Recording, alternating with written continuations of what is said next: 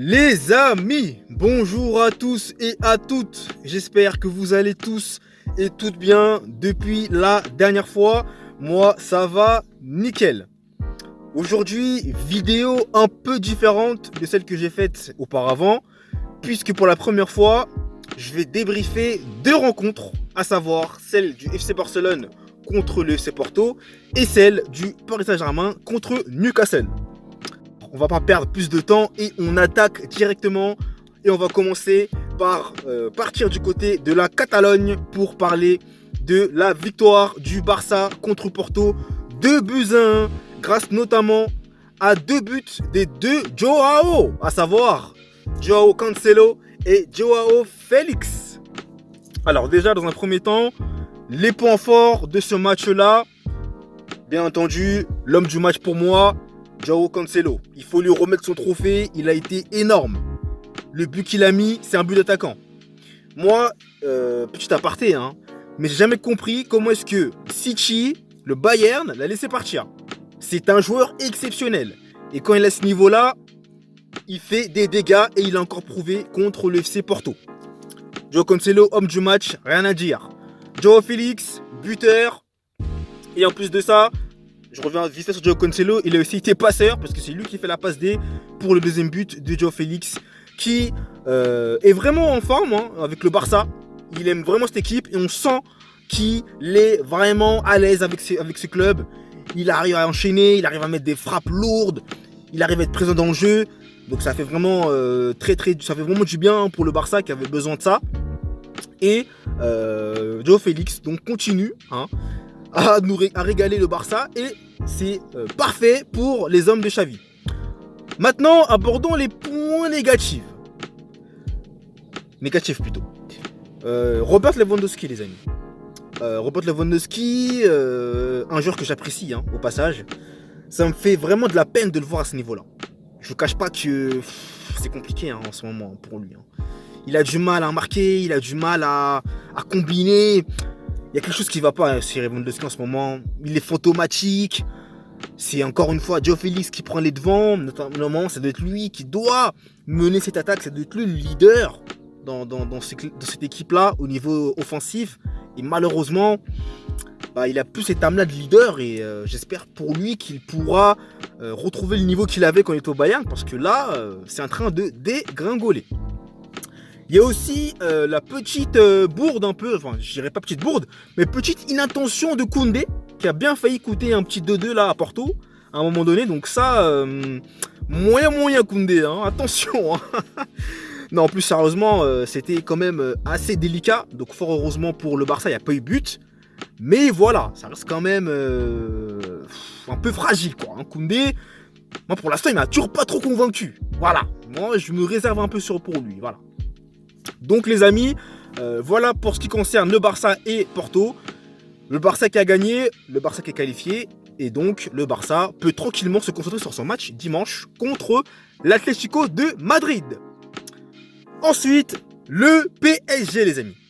Alors Paris, franchement, c'est compliqué. C'est compliqué, mais on va attaquer directement également. Déjà dans un premier temps, il faut savoir que les Parisiens ont bien commencé au début, mais ensuite ça va commencer à devenir plus compliqué puisque Newcastle va mettre beaucoup de pression.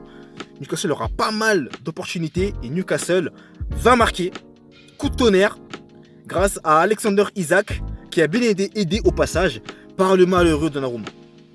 Donnarumma sur ce coup-ci la frappe, bon, il offre quand même le but parce qu'au final il fait l'arrêt mais le ballon rebondit instantanément sur Isak qui dévie le ballon et qui marque. Donc malheureusement pour lui, il a offert ce but là entre guillemets et c'est clair que il n'a pas été aidé par les défenseurs, à savoir Skriniar et Danilo qui ont eu du retard et ce qui fait que Isak a pu en profiter. Donc Newcastle menait donc 1-0 et Paris va galérer à marquer. Et surtout Bradley Barcola, je suis désolé de le dire, mais il faut quand même en parler. Le nombre d'opportunités qu'il a manqué, c'est pas possible. C'était incroyable. Le manque de réalisme, je vous le dis à chaque fois dans mes vidéos. Le réalisme est hyper important. De toute façon, c'est la base.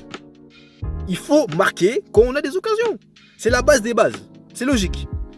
Mais là, ça a manqué cruellement de réalisme. Mbappé, compliqué pour lui aussi cette soirée, pas évident. Kolo Muani, encore une fois, bon, moi je reste sur mon avis. Kolo Muani, c'est pas ça. Je suis désolé, c'est pas ça. Faut qu'il s'améliore, c'est pas ça du tout. Les touchés de ballon, les contrôles de balles, il a été certes un peu décisif par moment. Il a fait des remises, ok, mais c'est pas ce qu'on attend de Kolo Muani. Ils l'ont pas acheté pour ça. Voilà. Dembélé, pas mal. Achraf Hakimi, match propre. Milieu de terrain, c'était un peu compliqué, mais bon, on peut pas trop en vouloir non plus. Quoique si quand même, voilà. Et puis, globalement, moi je m'interroge aussi sur les changements qu'avait opéré Luis Enrique.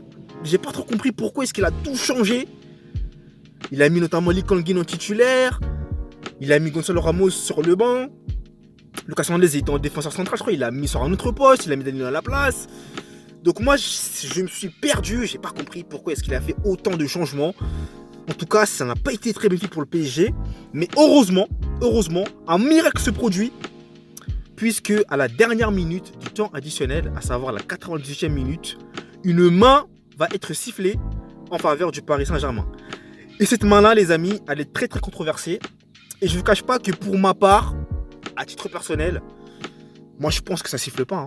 Mais je savais qu'il allait y avoir penalty. Je le savais.